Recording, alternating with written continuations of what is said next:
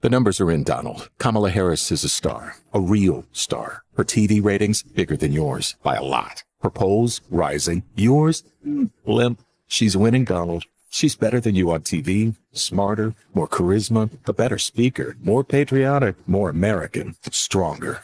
Even Fox News is hanging up on your crazy calls. Mr. President, thank you so very much, sir. You've lost it, Donald, and you're about to lose everything. The Lincoln Project is banking on the well-known fact that Donald Trump doesn't like to be ridiculed by releasing that ad that's obviously intended to get under his skin. They laughed at me. I hate when people laugh at me. I hate it.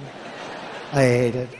No, it's so disrespectful. They laughed at me. In less than 2 years, my administration has accomplished more than almost any administration in the history of our country.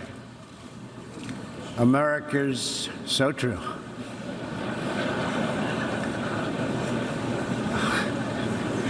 Didn't expect that reaction, but that's okay. It's all pretty obvious, isn't it? There's no way that Trump can sit and watch all the advisors, pundits, and journalists talk every day about how frazzled and out of sorts he is since Harris entered the race and still fall for the needling that's meant to set him off even more.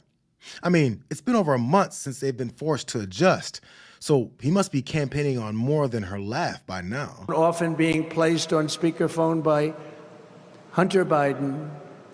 Republicans are calling out a 2014 dinner that Hunter Biden and his family attended with a Russian oligarch, and they said that after that dinner, that oligarch wired $3.5 million to Hunter Biden's firm very quickly. It was a very quick wiring. I'm sure he worked very hard for the money.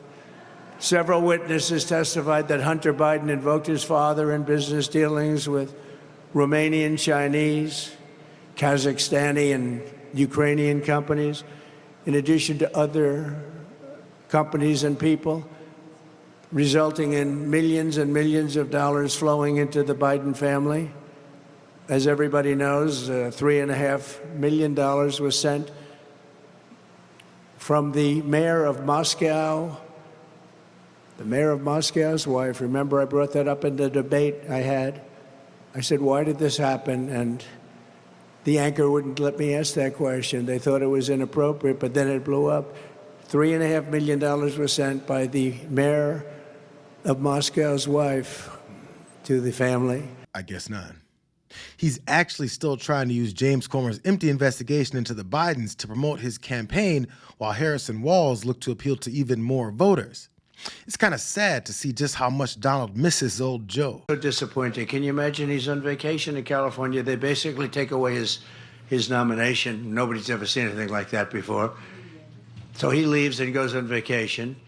He got 14. In all fairness to him, I'm no fan of Sleepy Joe, believe me. But he got 14 million votes. He got no votes, and they took it away. And, you know, they did the same thing. We signed up RFK, who's great. He's a good guy.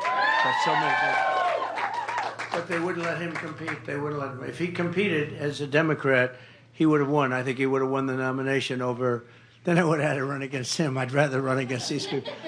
But, you know, it's just one of those things. He's out here longing for the days when he could use the term Sleepy Joe to easily hide the fact that he doesn't have anything of substance to say. They're begging for Vice President Harris to do a sit-down interview on Fox News or Newsmax or something so they can come up with anything to pounce on and spin into a new form of reality. They're puzzled that the hateful attacks on her race and gender haven't produced the results that they were expecting. So as the debate approaches, Trump is like a kid that hasn't been studying for the test, and he's in need of an extension. Would you want the microphones muted in the debate whenever you're not speaking? We agreed to the same rules. I don't know. It doesn't matter to me. I'd rather have it probably on, but the agreement was that it would be the same as it was last time. In that case, it was muted. I didn't like it the last time, but it worked out fine. I mean, ask Biden how it worked out. It was fine. And I think it should be the same. We agreed to the same rules. Same rules and same specifications. And I think that's probably what it should be. But they're trying to change it. The truth is they're trying to get out of it because she doesn't want to debate. She's not a good debater. She's not a smart person. She doesn't want to debate. President Trump, how are you specifically preparing for the debate versus Harris? I'm not. Really, I'm not spending a lot of time on it. I think my whole life I've been preparing for a debate. He can't even take the opportunity to criticize the Harris campaign's desire to change the debate rules as fearful without tossing in useless insults that don't attract any new support when he's losing the enthusiasm race. It's opening the door for Democrats now to need him even more on the debate discussions by making him look like he's worried and looking for an out. Why not debate her? Well, wait. But because they already know everything. They say, oh, Trump's, not doing the debate. That's the same thing they'll say now. I mean, right now I say, why should I do a debate? I'm leading in the polls. And everybody knows her, everybody knows me. But when I looked at the hostility of that, I said, why am I doing it? Let's do it with another network.